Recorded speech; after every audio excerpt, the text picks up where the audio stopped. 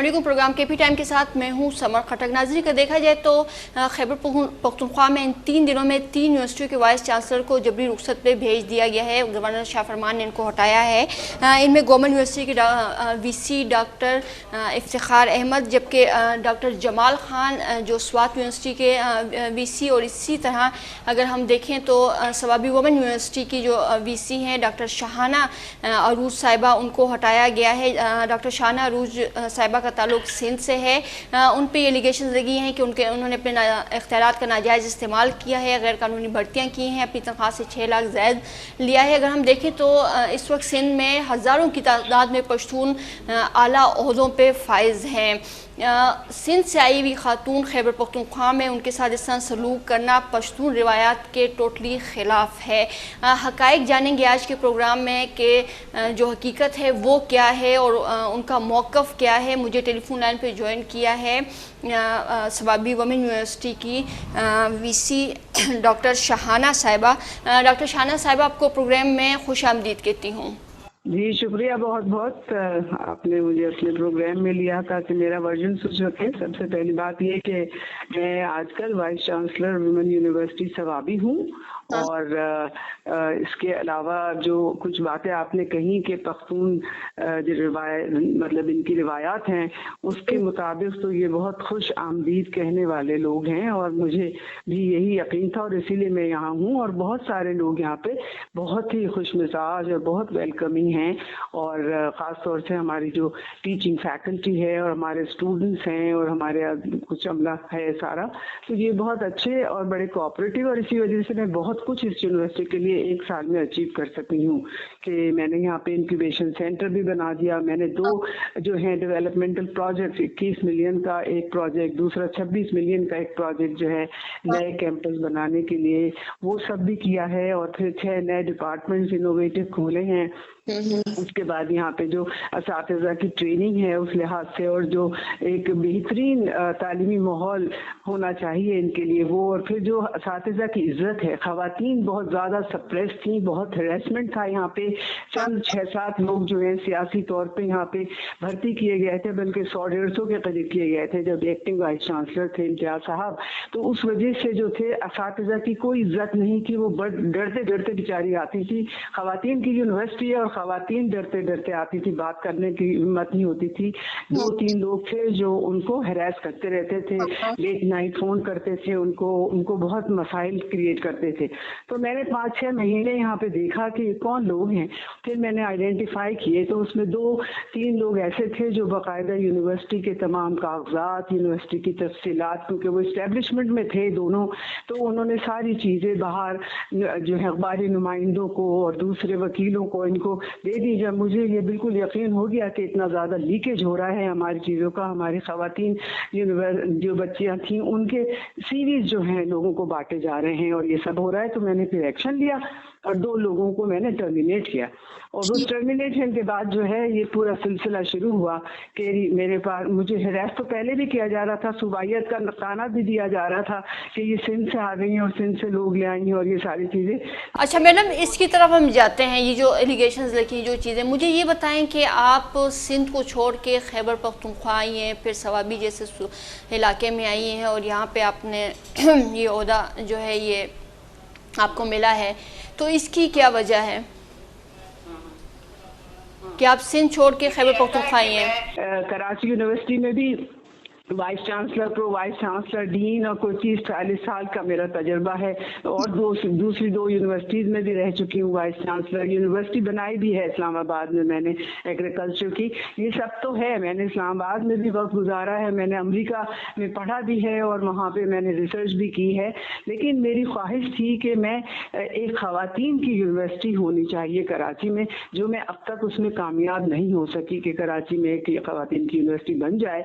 लेकिन जब ये मुझे मौका मिला, यहाँ पे एक एडवर्टीजमेंट आया और मैंने देखा कि मैं हर तरह से एलिजिबल हूँ इस एडवर्टीजमेंट के तहत, तो मैंने अप्लाई कर दिया। फिर एक लंबा प्रोसीजर होता है कि सर्च कमेटी, इंटरव्यूज होते हैं और ये सारा कुछ होता है, उससे मैं गुजरी और फिर उसके बाद ये मेरा अपॉइंटमेंट हुआ। तो मैंने कहा ठीक है कि ये सिर्फ 2500 बच्चियाँ हैं, एक नई यूनिवर्सिटी है, 5 साल पुरानी है, यहाँ पे बहुत कुछ किया जा सकता है, बहुत अपॉर्चुनिटीज हैं। तो मैंने कहा इतना मेरा एडमिनिस्ट्रेटिव एकेडमिक रिसर्च का एक्सपीरियंस है वो मैं एक ऐसे सूबे में जाके शेयर करूं जहाँ पे इतने काबिलियत के लोग मौजूद नहीं हैं, क्योंकि अगर मैं इतनी काबिल ना होती, इतनी एक्सपीरियंस ना होती तो मुझे सिलेक्ट ना किया जाता, यहीं के किसी को कर लिया जाता। तो जब मुझे सिंध से लाके, कराची से लाके यहाँ पे सिलेक्ट कर लिया मेरे मेरिट के ऊपर, तो फिर अगर कराची से 1-2 लोग और भी हायर हो गए तो इसमें क्या तकलीफ है।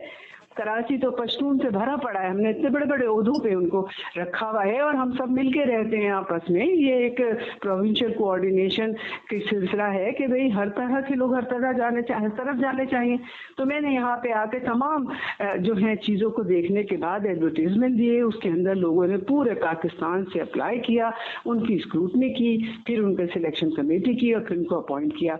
तो कोई ऐसे 20-21 लोग हैं जिनको हाईली क्वालिफाइड और रेलिवेंट एक्सपीरियंस के साथ जो थे उनको सिलेक्शन के अंदर एक्सपर्ट्स ने रेकमेंड किया, उनको हमने रखा यहाँ पे। उनमें से 3 या 4 जो हैं वो उनका ताल्लुक कराची और सिंध के इंटीरियर से है। तो जब मैंने इतने नए नए डिपार्टमेंट यहाँ स्टैब्लिश किए तो वहाँ यहाँ पे उन क्वालिफिकेशन के लोग यहाँ मौजूद नहीं हैं।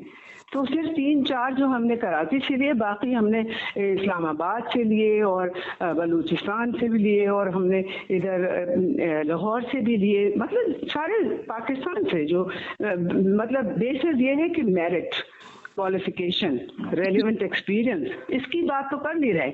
ये कह रहे हैं कि 21 लोग 26 लोग और झूठ बोलने की कोई इंतहा भी होती है। आप सोचे, कह रहे हैं 26 रिश्तेदार लाके अपने सिंध से यहाँ पे अपॉइंट कर दिए, बिल्कुल झूठ। इतना बड़ा झूठ है कि मैं इसके ऊपर डेफेमेशन का मुकदमा करूंगी कि आप साबित करें। कैसे आप कैसे, मतलब आप भी चाहें तो आप कैसे कहेंगे ये डॉक्टर शाहाना का रिश्तेदार है। There is a way to it. आप डीएनए टेस्टिंग करा लें, आप अपनी फैमिली ट्री देखें, आप किस तरह से कह रहे हैं कि शाहाना के रिश्तेदार हैं ये आप कैसे कह सकते हैं? इतना बड़ा झूठ बोल सकते हैं इतने बड़े बड़े लोग?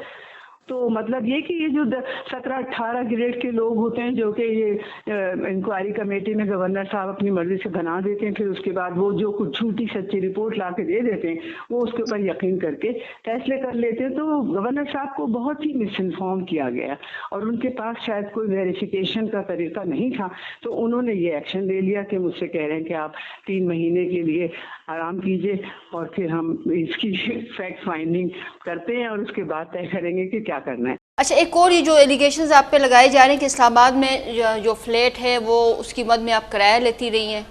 झूठ, बिल्कुल मैंने किराया ली है। यूनिवर्सिटी ने एक अपार्टमेंट यहाँ पे हायर किया है यूनिवर्सिटी ने, और उसके बाद वो यूनिवर्सिटी जो है उसके एक कमरे में मैं रहती हूँ क्योंकि मैंने अपनी फैमिली को शिफ्ट नहीं किया, मुझे तो सिर्फ अकेले रहना है। उसके बाद यूनिवर्सिटी के पास कोई गेस्ट हाउस नहीं था पहले, ना वीसी हाउस था।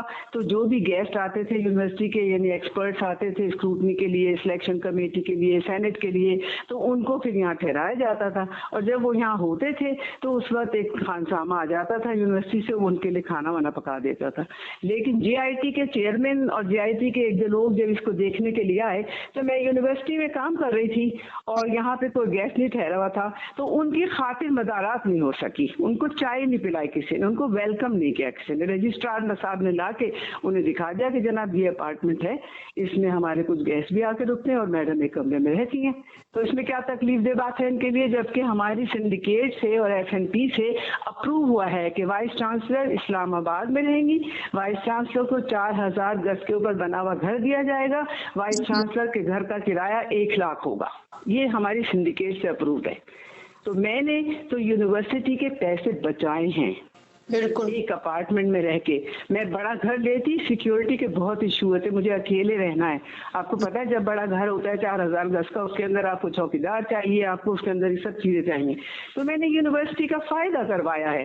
तो ये जो बकवास की जा रही है, गलत सलत बातें की जा रही हैं, ये इससे पता चलता है कि इनका माइंड सेट क्या है JIT का और इन लोगों का जिनसे इन्वेस्टिगेशन करवाई है गवर्नर साहब ने। बहुत मतलब वन साइडेड स्टोरी है। और अगर ये आके करते हैं इंक्वायरी, उसके बाद इनको चाहिए कि सरबराह जो है यूनिवर्सिटी का उसको बताएं कि मैडम मैंने पूरा उनको वेलकम किया, आपको जो भी कागजात चाहिए, जो कुछ भी चाहिए, मैंने खुद किया, कहा था वाइस चांसलर साहब से कि आप इंक्वायरी कराएं, मुझे लोग काम नहीं करने दे रहे हैं। मैंने शिकायत का खत लिखा था कि मुझे हैरेस कर रहे हैं, मेरी फीमेल फैकल्टी को हैरेस कर रहे हैं, काम नहीं करने दे रहे हैं, मुझे यकीनन कुछ सख्त फैसले करने पड़ेंगे।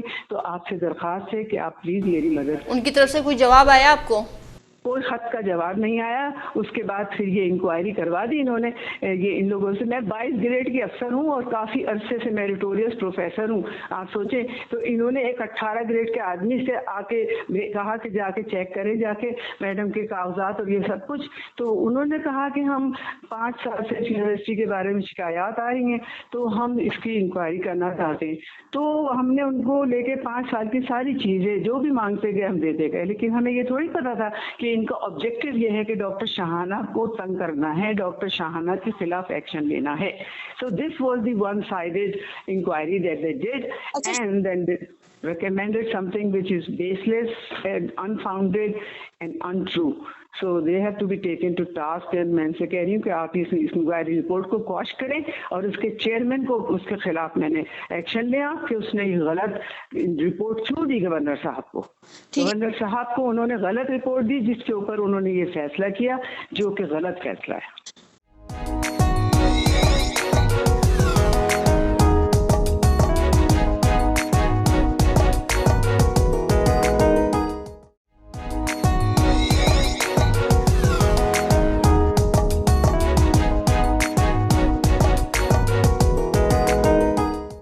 अच्छा शाहना साहब, आपको भी पता है पाकिस्तान में जिस तरह रुझान है ये भर्तियों के लिए अकरबा परवरी जो होती है और फिर सिफारिशात होती हैं।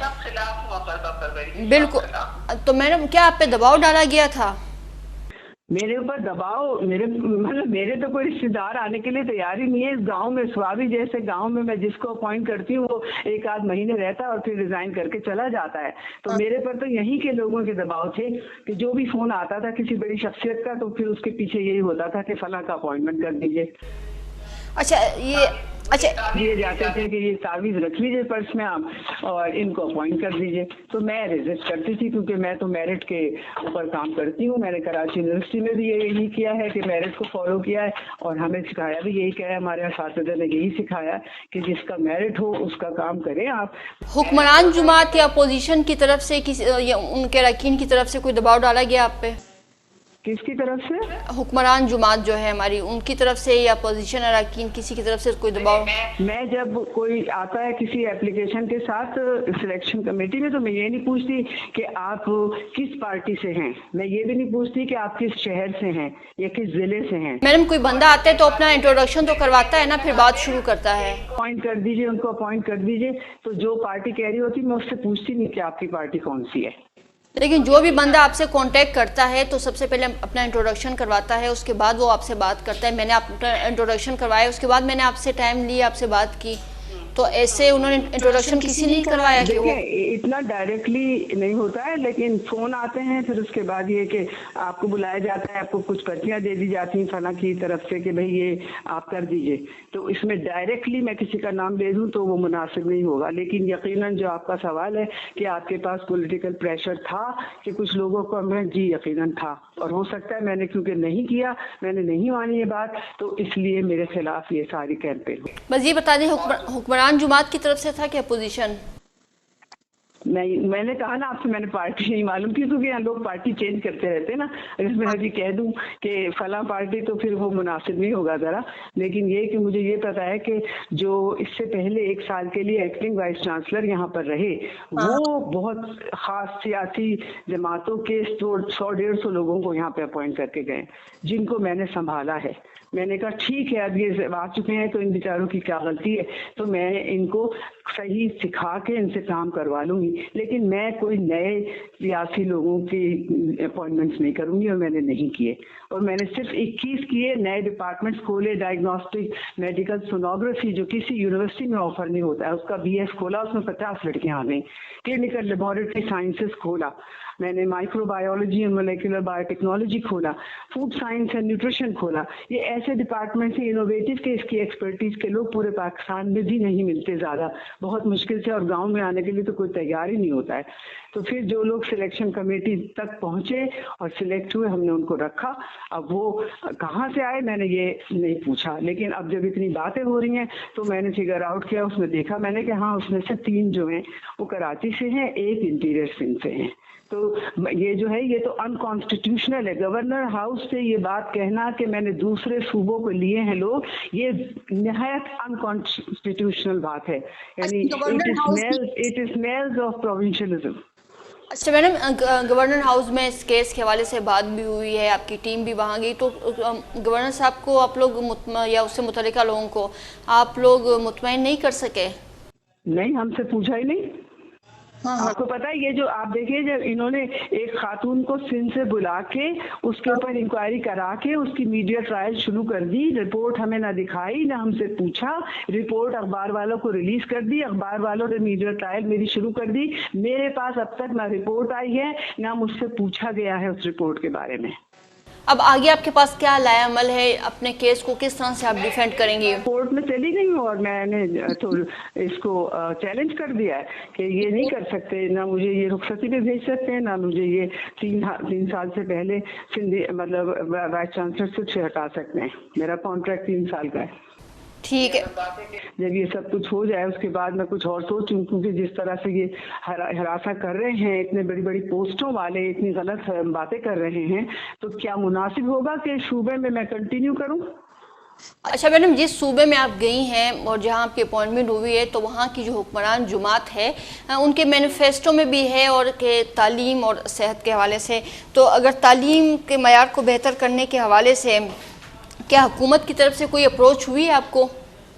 देखिए, मैं यहाँ पर ये बात ज़रूर कहूँगी कि यहाँ पे आके मैंने देखा कि इस यूनिवर्सिटी में जो है मैनेजमेंट के बहुत प्रॉब्लम्स थे, बहुत सारे इलीगल अपॉइंटमेंट्स भी थे, बहुत सारे इनएलिजिबल कैंडिडेट्स को बड़ी बड़ी पोस्टों पे भी रखा हुआ था उन्होंने। उस सब को मैंने देखते हुए मैंने कहा कि मैं यहाँ आई हूँ 3 साल के लिए, इस यूनिवर्सिटी को आगे ले जाने के लिए। मेरी ख्वाहिश है कि मैं ख़वातीन को किसी तरह एम्पावर कर दूँ, उनको ऐसे स्किल्स दे दूँ कि वो अपने घर बैठे जो है कमाई कर सके, अपने एंटरप्रेन्योरशिप के अंदर अपना बिजनेस स्टार्ट करें। तो ऐसे डिपार्टमेंट मैं करूं। मैंने सर्वे किया तो यहाँ की बच्चियां ज़्यादातर मेडिकली ओरिएंटेड सब्जेक्ट्स में इंटरेस्टेड थी, तो इसलिए मैंने नए डिपार्टमेंट्स खोले। लेकिन इनको आगे ले जाने के लिए मुझे लैब्स बनानी है, मुझे लेक्चर रूम्स बनाने हैं और मुझे बहुत सारी और चीज़ें करनी। तो इसमें मुझे डेवलपमेंटल प्रोजेक्ट्स जो थे, हमारा जो कैंपस बन रहा है उसमें बड़े मसाइल थे मेरे, कि वो रिवाइज नहीं हो रहा था, तो बिल्डिंगें रुकी पड़ी थी, ये था। फिर उसके बाद और फैसिलिटीज। तो इसमें मेरी जो इस यहाँ के स्पीकर हैं असद कैसर साहब, उन्होंने बहुत मदद की मेरी। असद कैसर साहब बड़ा ओन करते हैं इस यूनिवर्सिटी को, और उन्होंने हमारी मदद की कि हमारे दोनों प्रोजेक्ट्स अप्रूव करवा दिए हमारे। मतलब ज़्यादा एफर्ट्स तो मुझे खुद ही करने थे, मुझे ही कन्विंस करना था प्लानिंग कमीशन को, लेकिन उन्होंने हमारी इसमें हेल्प की कि हमारे प्रोजेक्ट्स आगे तक पहुँचे और हमें आर्ग्यू करने का मौका मिला। और हमने वो प्रोजेक्ट्स, मैंने अभी परसों PSDP की मीटिंग थी, उसके अंदर मैंने 26 मिलियन का प्रोजेक्ट जो है increasing the facilities for teaching and research eight women university Swabi, वो अप्रूव कराया। फिर उसके बाद अपना दूसरा प्रोजेक्ट डेवलपमेंटल या नए प्रोजेक्ट नई बिल्डिंग्स के लिए, वो मैंने 21 मिलियन का कराया। ठीक है शाहना साहबा, मैं आपसे आखिरी सवाल पूछूंगी कि क्या तवक्को है आपको? 90 दिन के लिए आपको रुखसत पे भेजा गया है, जबरी रुखसत पे, तो तवक्को है वापस आने की?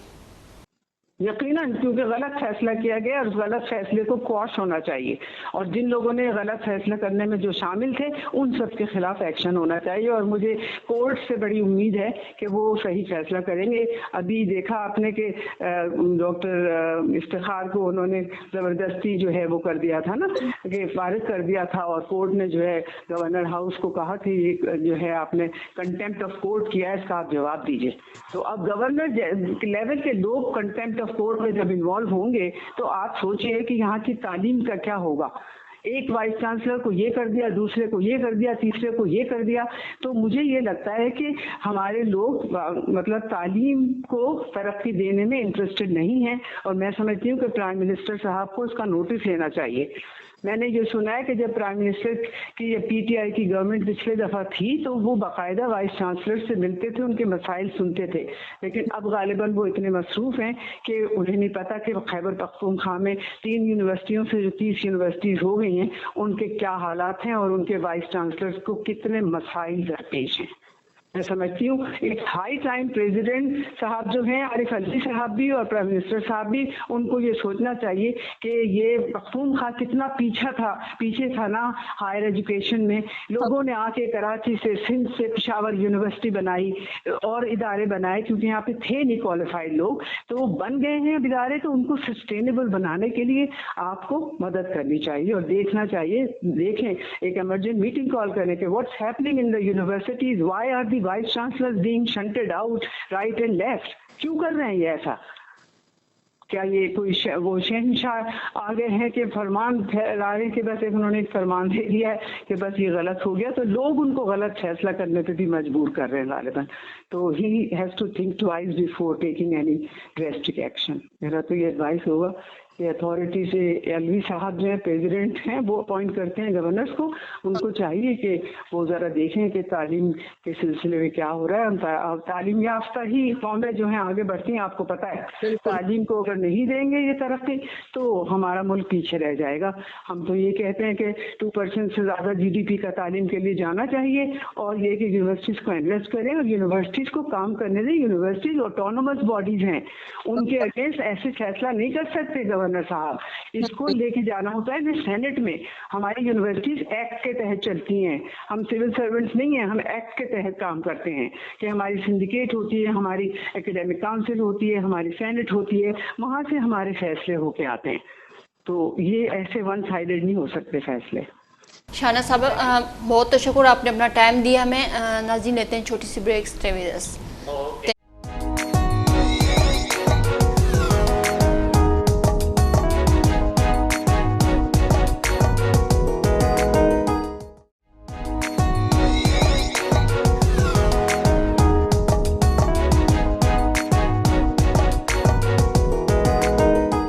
Welcome back. नाज़रीन, टेलीफोन लाइन पे मैं ज्वाइन किया है फजल इलाही साहब हैं PTI से, खैबर पख्तूनख्वा वज़ीर आला जो है उनके फोकल पर्सन हैं।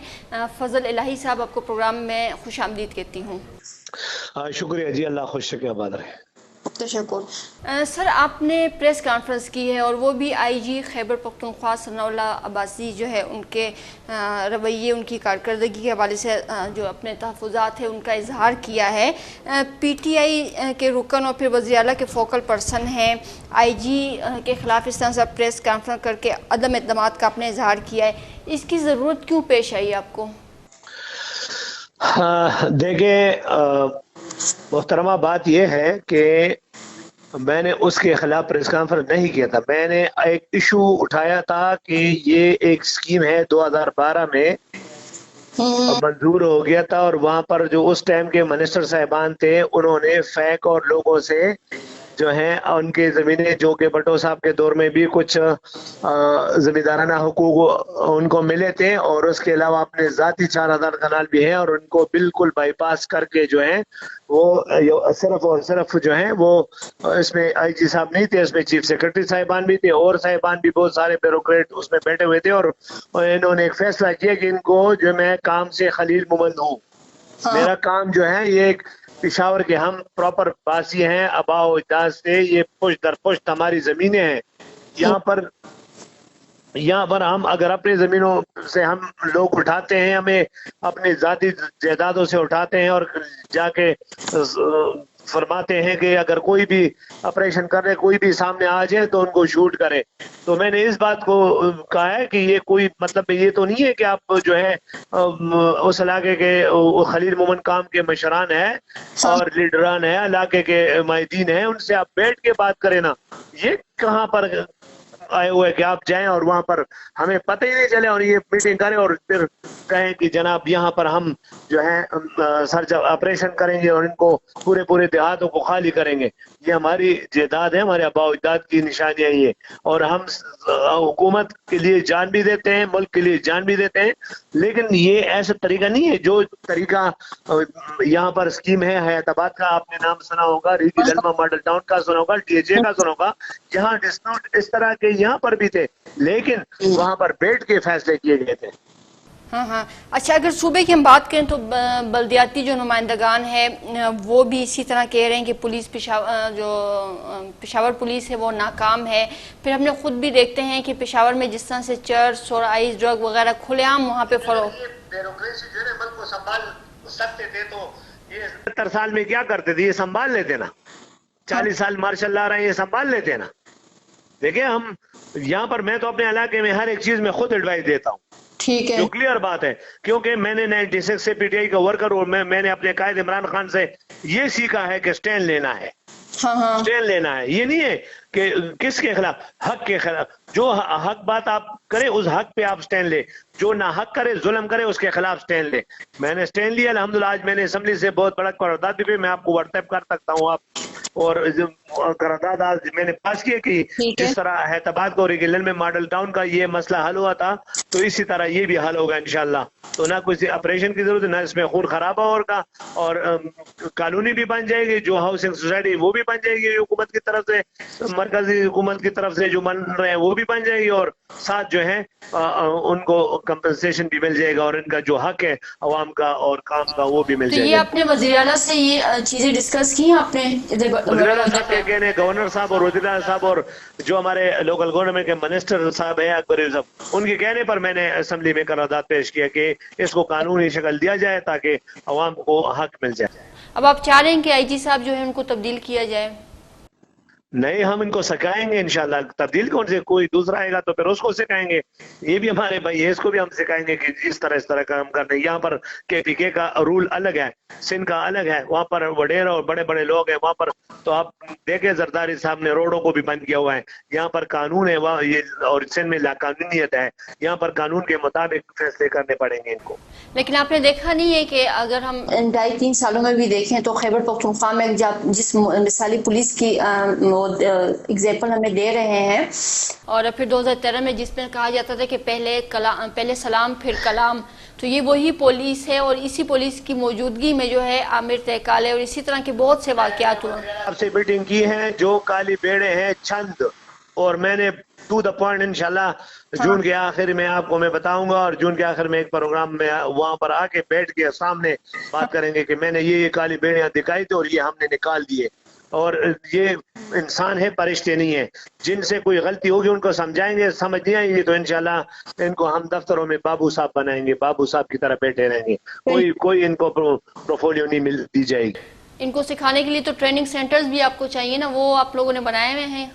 हाँ जी, हम असेंबली खैबर पख्तूनख्वा की असेंबली जबरदस्त, ये जरगाहाल भी है, असेंबली भी है, और ये ट्रेनिंग सेंटर भी। यहाँ हम बैठे हुए इनके टीचर, हम सिखाएंगे अल्लाह के फजल करम से। अच्छा, हम देखते हैं कि हमें तो अपनी रिवायत का पता है कि जरगा होता है, मराका होता है, ये सब चीज़ें होती हैं। लेकिन जो दूसरे सूबों से इस तरह से आते हैं, जैसे मिसाल है सनाउल्लाह अब्बासी साहब, सिंध से इनका ताल्लुक है, तो मैंने ऐसे प्रेस कॉन्फ्रेंस में भी मैडम यही कहा था कि मैं आज मैं आपको समझा दूं कि जरगा क्या है, मरका क्या है, टोपी क्या है, पगड़ी क्या है। मैंने ये भी कहा और फिर भी मैंने कहा उनको। नहीं, लेकिन आप नहीं समझते कि जो भी आएंगे इंशाल्लाह, जो भी नया ऑफिसर आएगा, चाहे वो पंजाब से आएगा, सिंध का, हम KPK के रवैये समझा के रहेंगे इनको। मतलब उस हवाले से बाकायदा तौर पे कोई ट्रेनिंग देंगे आप? हम उसको अगर 10 मिनट ट्रेनिंग देना तो अल्लाह के फजल से। मेरा नाम हाजी फजल खान अजरखानी है और मैं रहमान बाबा का नवासा हूँ। आपने सुना है ना कि रहमान जगह शेउलम खतानजी पर बगदादी में कामिल कामिल पिरानिश्ता। बिल्कुल बिल्कुल बिल्कुल समझाएंगे उनको इंशाल्लाह। हाँ हाँ, एक 10 मिनट में समझाएंगे इनको।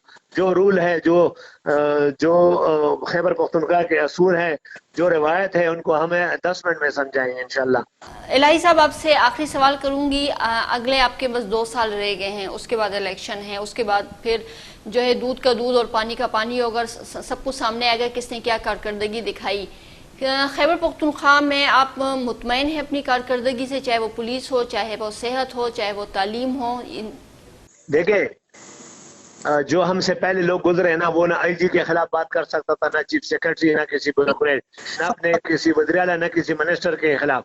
इमरान खान साहब ने हमें यही सिखाया है, हम सब के खिलाफ है। ये एक बात जरूर है कि हम जो गलती पर है, गलती उनको जबरदस्त दिखाते हैं कि यार ये गलती आपकी है, आपने ये गलती नहीं करी। तो हम मुतमईन हैं इंशाल्लाह खैबर पख्तूनख्वा क्या पूरे पाकिस्तान में पाकिस्तान तहरीक इंसाफ की हुकूमत इसलिए होगी कि हम, मेरे कायद इमरान खान साहब ने जाके अक़वाम मुत्तहिदा में क्या किया, फलस्तीन के लिए क्या किया है।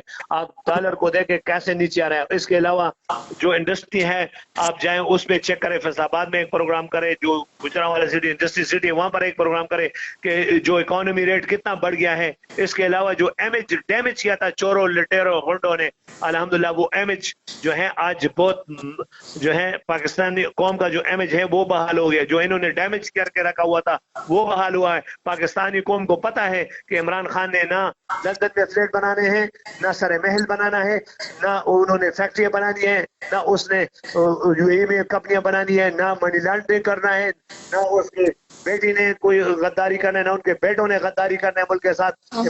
पाकिस्तानी कौम को पता है कि पाकिस्तानी कौम ये जानती है कि खान जो कर रहा है वो सिर्फ और सिर्फ इस मुल्क और काम के लिए कर रहे हैं जी। ओके इलाही साहब, ढेर शुक्र आपके टाइम का। नाज़रीन अब तक के लिए इतना ही। अल्लाह पामान।